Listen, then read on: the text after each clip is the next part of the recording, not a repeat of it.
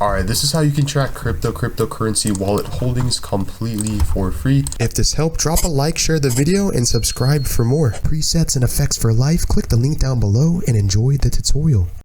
This website over here is called coinstats.app. One of the best websites if you want to track a cryptocurrency wallet or address completely for free, or wallet holdings.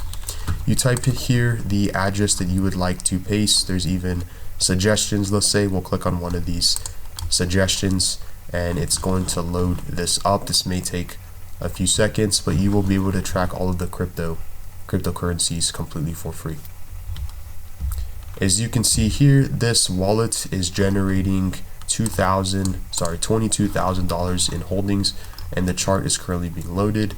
You can click the drop down arrow right here. We will click all, and as you can see, this wallet started with this much and it's gone up.